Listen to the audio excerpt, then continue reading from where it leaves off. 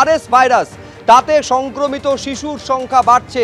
RS ভাইরাসে সংক্রমিত শিশুদের ভিড় বাড়ছে হাসপাতালে। এই মুহূর্তে আইসিএইচ অর্থাৎ ইনস্টিটিউট অফ চাইল্ড হেলথে ৪১ জন বিভিন্ন উপসর্গ নিয়ে ভর্তি রয়েছে, যাদের মধ্যে শ্বাসকষ্টের সমস্যা রয়েছে, জ্বর বা কাশির উপসর্গ রয়েছে।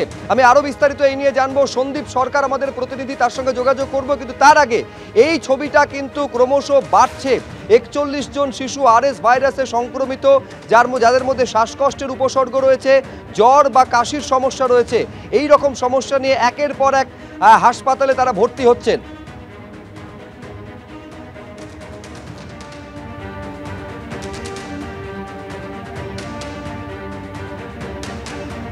আরো বিস্তারিত জানবো। সন্দীপ সরকারের সঙ্গে যোগাযোগ করতে পেরেছি। যেহেতু হাসপাতালে ভর্তি হওয়া আরএস ভাইরাসে সংক্রমিত শিশুর সংখ্যা সন্দীপ বাড়ছে, এইটা আমাদের জানাও যে কতটা অ্যালার্মিং পরিস্থিতি এই মুহূর্তে।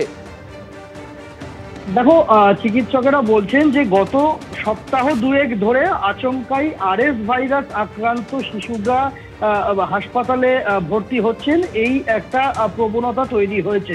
এবং চিকিৎসকেরা বলছেন যে আচমকাই জ্বর, কাশি, শ্বাসকষ্ট নিয়ে মোটামুটি 2 বছর বয়স, 2 থেকে 2.5 বছর বয়স পর্যন্ত শিশুদের হাসপাতালে আসার প্রবণতা বেড়েছে। প্রথম দিকে জ্বর সেরে গেলে আচমকা কাশি শুরু হচ্ছে। সেই কাশি একটা লম্বা সময় পর্যন্ত থাকছে এবং যারা এই বায়োফায়ার টেস্টে আরএস ভাইরাস পজিটিভ আছে কিনা জানার জন্য পরীক্ষা করছেন, দেখা যাচ্ছে আরএস ভাইরাস পজিটিভ হচ্ছে। অনেকের ক্ষেত্রে এই ভাইরাসের সঙ্গে সঙ্গে তার আনুষঙ্গিক আরো 1-2টি ভাইরাস দ্বারাও তারা আক্রান্ত হচ্ছেন। পার্ক সার্কাসের ইনস্টিটিউট অফ চাইল্ড হেলথের গত 1 মাসে 41 জন শিশু তাদের আরএস ভাইরাস রিপোর্ট পজিটিভ এসছে। একই চিত্র পিয়ারলেস হাসপাতালে, সেখানকার পেডিয়াট্রিক ইন্টেনসিভ কেয়ার ইউনিট এই মুহূর্তে ভর্তি আরএস ভাইরাস আক্রান্ত শিশুদের চিকিৎসা চলছে।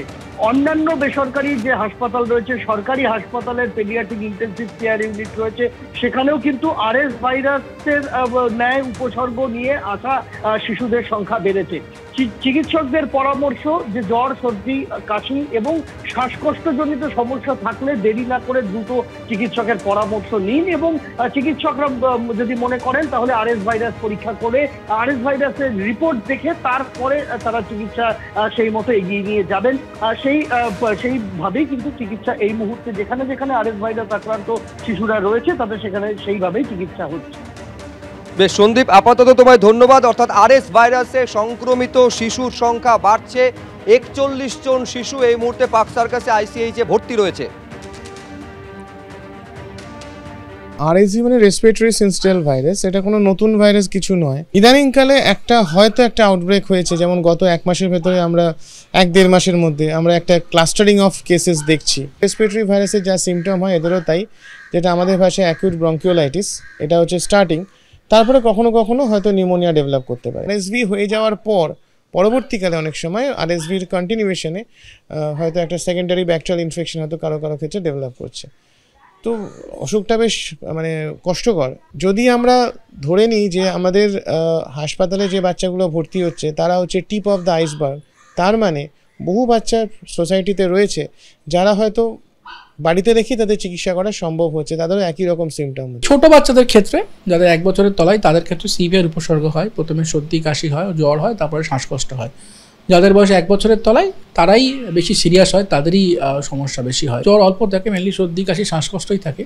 তো সেক্ষেত্রে আমাদের যেসব ছোটো বাচ্চা যাদের শ্বাসকষ্ট থাকে তাদেরকে আমরা বলি যে খেয়াল রাখতে বাড়িতে শ্বাসকষ্ট কিছু হচ্ছে কিনা।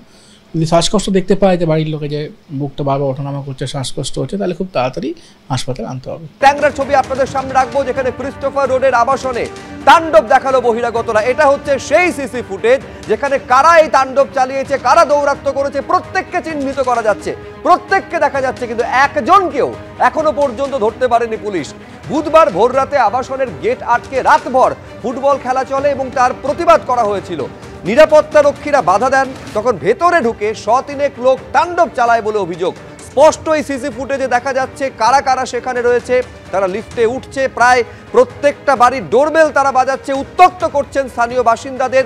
এই আবাসনের বাসিন্দাদের প্রত্যেকের মুখ ছবিতে দেখা যাচ্ছে, কিন্তু একজনকেও এখনো পর্যন্ত ধরতে পারেনি পুলিশ।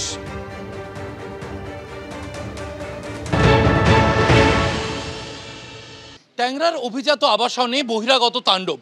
বুধবার ভোর রাতে এই গেট টপকে নিরাপত্তা রক্ষীদের ধাক্কা মেরে শতিনেক লোক তারা ভিতরে ঢুকে পড়েন, এমনটাই অভিযোগ আবাসিকদের। এবং এই যে ব্লক 5, সেই ব্লক 5-এর 1 থেকে 10 তলা পর্যন্ত উঠে যান বহিরাগতরা। বিভিন্ন ডোরবেল বাজানো হয়, দরজায় লাথি মারা হয়, এমনটাও অভিযোগ আবাসিকদের। স্থানীয় সূত্রে যা জানা যাচ্ছে, ঘটনার সূত্রপাত রাতভর ফুটবল খেলাকে কেন্দ্র করে। এই আবাসনের যে দরজা বন্ধ থাকে তার সামনে সারা রাত ফুটবল খেলা হয় এবং স্থানীয় কিছু বাসিন্দা তারা এখানে ফুটবল খেলতে আসেন আবাসনের গেট আটকে রেখে। আবাসনের আলো পর্যন্ত জ্বালিয়ে রাখতে হয়, এমনটাই অভিযোগ আবাসিকদের। সেখানে ফুটবল খেলতে বাধা দেওয়া হলে মাঝরাতে ফুটবল খেলা হচ্ছিল, তাদেরকে সরে যেতে বলা হলে তারা দরজা খুলে ভেতরে ঢুকে যান এবং ব্লক 5-এর একেবারে 1 তলা থেকে 10 তলা পর্যন্ত গিয়ে বিভিন্ন ডোরবেল বাজাতে থাকেন, দরজায় ধাক্কা মারতে থাকেন, এমনটা অভিযোগ করেছেন আবাসিকরা। বুধবার ভোর রাতে এই ঘটনা যখন চলছেন তখন নিরাপত্তা রক্ষীরা তারা ট্যাংরা থানায় খবর দেন। ট্যাংরা থানায় খবর দেওয়া হলে পুলিশ কর্মীরা আসেন, পরিস্থিতি তখনকার মতো সামাল দেওয়া হয়। বুধবার সন্ধ্যায় এই আবাসনের আবাসিকরা ক্রিস্টোফার রোড অবরোধ করেন, কারণ তাদের অভিযোগ এই ঘটনা বছরের পর বছর চলছে, নানাভাবে উত্ত্যক্ত করা হচ্ছে এই আবাসনের আবাসিকদের। বুধবার রাতে এই মর্মে তারা ট্যাংরা থানায় লিখিত অভিযোগ দায়ের করেছেন। লিখিত অভিযোগ করা হয়েছে। ঘন্টার পর ঘন্টা পেরিয়ে গেলেও এখনো অধরা অভিযুক্তরা। যেখানে সিসি ক্যামেরার ফুটেজে ধরা পড়েছে বুধবার ভোর রাতে কারা এই আবাসনে ঢুকেছিলেন এবং তারা লিফটে উঠছেন, সেই ছবিও কিন্তু সিসি ক্যামেরায় ধরা পড়েছে। সিসি ক্যামেরায় অভিযুক্তদের ছবি থাকা সত্ত্বেও ঘন্টার পর ঘন্টা পেরিয়ে গেলেও অভিযুক্তদের গ্রেপ্তার করা হয়নি, এমনটাই অভিযোগ আবাসিকদের। ক্যামেরায় দিব্যেন্দু সিনহার সঙ্গে শিবাশিস পৌলিক, এবিপি আনন্দ, কলকাতা। দেখুন, ছবিতে কারা কারা উত্ত্যক্ত করছে এটা স্পষ্ট দেখা যাচ্ছে, কিন্তু তাও এখনো পর্যন্ত 24 ঘন্টারও বেশি সময় পেরিয়ে যাওয়ার পরে একজনকেও পুলিশ ধরতে পারেনি। খুব স্বাভাবিক, আবাসিকরা আশঙ্কার মধ্যে থাকবেন। কি বলছেন তারা দেখুন। তো ইন গেটে ওরা ফুটবল খেলছিল, সিকিউরিটি মানা করেছিল, ওরা শোনেওনি। রেসিডেন্টের ডিস্টারবেন্স হচ্ছে এটাও বলা হয়েছিল এবং তারা সবাই মদ্যপ অবস্থায় ছিল। ঢুকে এবং আমাদের ব্লক 5 যেটা সামনের ব্লক, সেই ব্লককে লবি থেকে ওরা উপরে উঠে যায়। বেশ কিছু ছেলে ওপরে উঠে যায়, তারা সবাই মদ্যপ অবস্থায় উঠে গিয়ে র্যান্ডামলি প্রত্যেকটা ফ্লোরের বিভিন্ন ফ্ল্যাটে গিয়ে নক করেছে।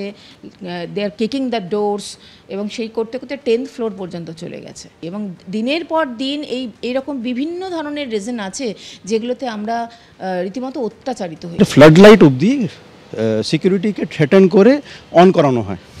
রাত 3টে বেজে গেছে, রেসিডেন্টসরা কমপ্লেন করছে, শুনছে না ওরা। সিকিউরিটিকে ওরা ঢোকার 7-8টা ছেলে গেট থেকে এখানে লবিতে ঢুকে, লবিতে সিকিউরিটিকে ও আবার থ্রেটেন করে। পুলিশ স্টেশনকে কল করা হয়েছে, ওখান থেকে অন আ ফর্ম্যালিটি দুজন এসে ওরা এই ছেলেদেরকে জাস্ট ওয়ার্ন করে চলে যায়। This was the step taken by the security from the police.